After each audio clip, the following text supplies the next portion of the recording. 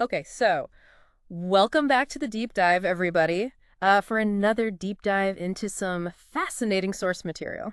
Yeah, looking forward to this one.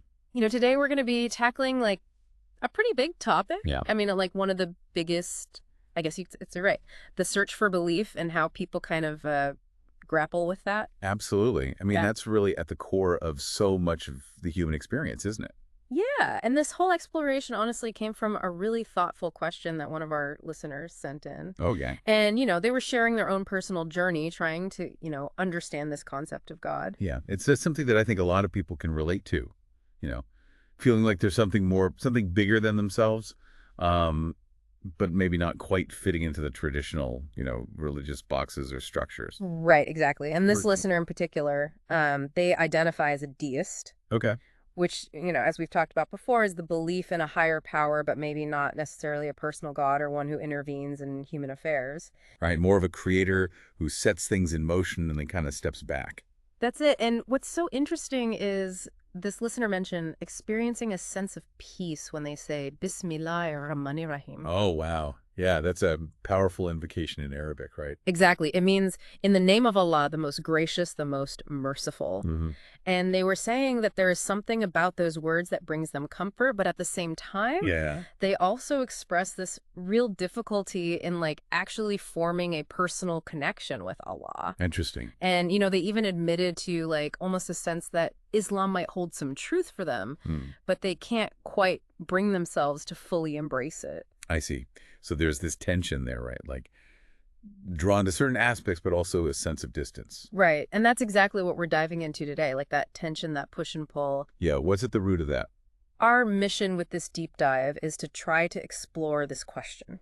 For someone who feels drawn to a higher power, but they're disconnected from like those traditional religious frameworks, Hmm. how can they find a path to belief that really resonates? Huge question. It is right. Yeah. And to help us kind of unpack this complex issue, we're going to be looking at some excerpts So. from a really fascinating text Mhm. called Alayenin Alan Ötey Şekilde İnanmak Şarttır by Gershek Utlapnem Yasin Kalar. Wow. Even the title itself is quite a statement, isn't it? It is. It is necessary to believe in a lot in the way Allah himself taught. Yeah, and that kind of gives you a sense of where the author's coming from, right? Like right off the bat. Yeah, definitely sets the stage for a very specific perspective. Absolutely. So the author's main argument throughout this text is that genuine belief in Allah Mm-hmm. really depends on understanding and adhering to the ways that Allah has revealed himself Okay. through prophets and scriptures. Right. So not just any concept of God, but a very specific understanding based on revelation. Right. And they contrast this really strongly with any individually formed ideas about God. Yeah. So not just like a general higher power, Hmm. but Allah as understood within the Islamic tradition. Exactly. And that actually brings us to like a really key distinction the author makes early on, Yeah. the difference between Allah and Tanra. Right. Tanru being the Turkish word for God. Right. So it's important to kind of get this nuance because It is. it really is foundational to the author's whole perspective. Yeah. So the way they present it is Tanra is basically like a concept that humans create. Mm. It's shaped by our experiences, our culture, our reasoning. It's kind of like our own interpretation of what a higher power might be. Right. It's very much like a human construct, whereas Allah, Yeah. it's not just a name, it's the specific name Oh. of the Lord of the heavens and the earth. Right. It's tied to a whole specific set of attributes and a particular history within Islamic belief. Exact. It's not just a general idea of a divine being. Mm. And the author is really emphatic about this difference. Yeah. They say, and I'm going to quote this directly, Okay. Allah tanri deleldir bazılaganen tanri dedikleri şey de Allah delidir. Wow. So essentially, Allah is not God.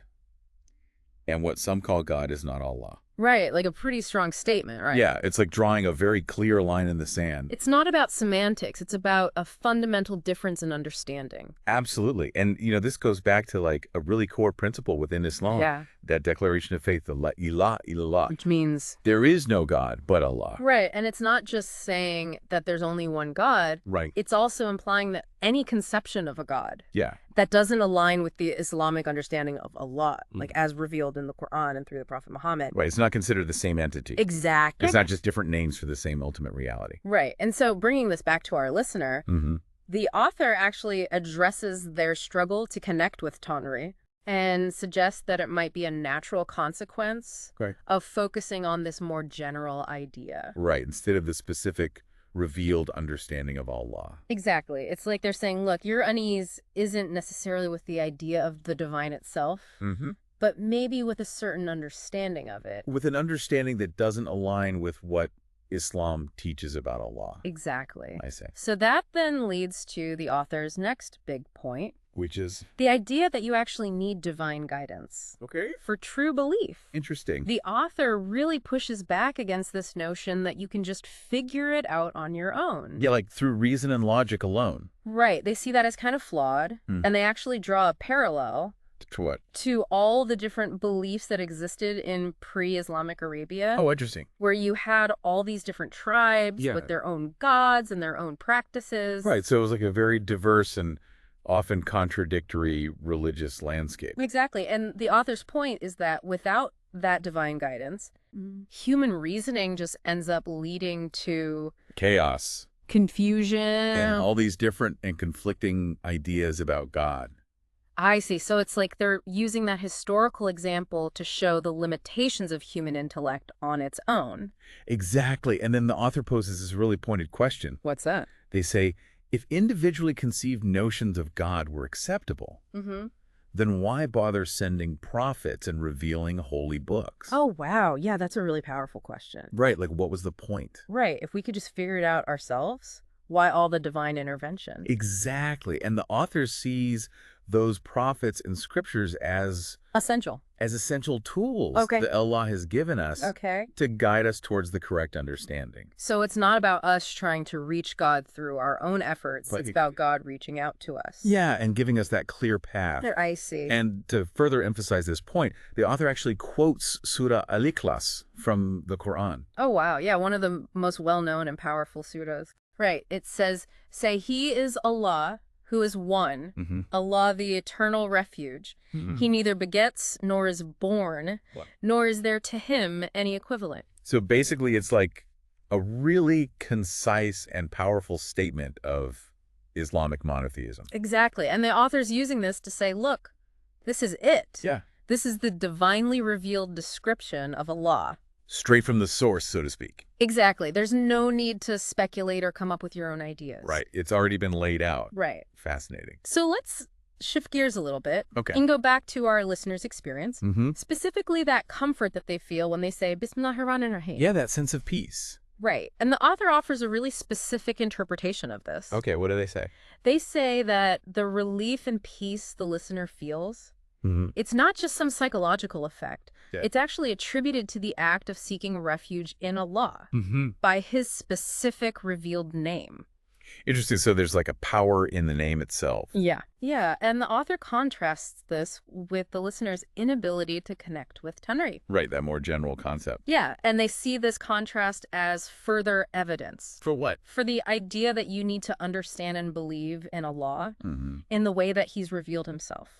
Right, not just any way we choose. Exactly. It's a pretty stark contrast. It is, right. Yeah. Like peace on the one hand and disconnect on the other. Yeah, and it all seems to hinge on this idea aligning with revelation. Exactly. So what does the author say about the listener's deist perspective? They're pretty direct about it. Yeah. They suggest that this framework, Of deism. yeah, with its emphasis on reason and personal understanding, is actually the main obstacle preventing a genuine connection with Allah. So it's not just that it's different. Yeah. It's actually seen as a hindrance. Yeah, it's like they're saying that this way of thinking is actually blocking the path. That's quite a strong statement. It is.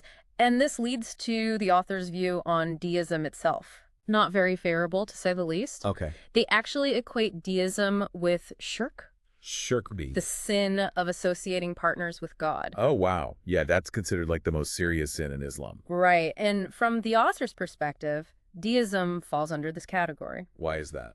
because By embracing deism, Mhm. you're essentially rejecting the necessity of revealed religions Okay. and the role of prophets. Right. So it's like saying we don't need God's direct communication. Right. We can figure it out on our own. And that's seen as problematic Because because it's putting human reason Mm. above divine revelation. So it's like elevating ourselves to a level we're not meant to be. Exactly. It's almost like saying our intellect is equal to or even superior to God's wisdom. Oh, right. And that's where that concept of shirk comes in. Because it's like we're setting ourselves up as partners with God. Yeah, in terms of authority and guidance. Wow, it's a really deep theological critique of deism. It is. And the author even goes as far as to say that deism is a form of self-deification, where your own intellect becomes the ultimate authority. So you're essentially worshiping your own mind. In a sense, yeah. That's a pretty powerful statement. It is. It's a very specific perspective rooted in Islamic theology. So given this view, Mhm.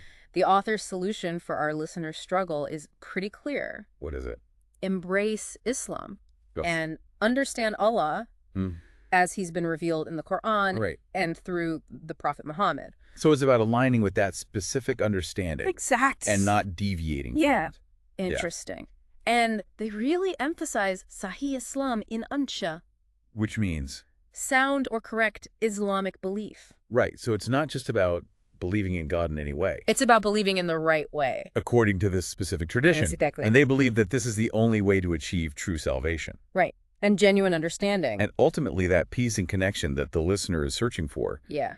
it's a very clear and structured path. And the author offers a lot of reassurance that this is the way to resolve the internal conflict. Right.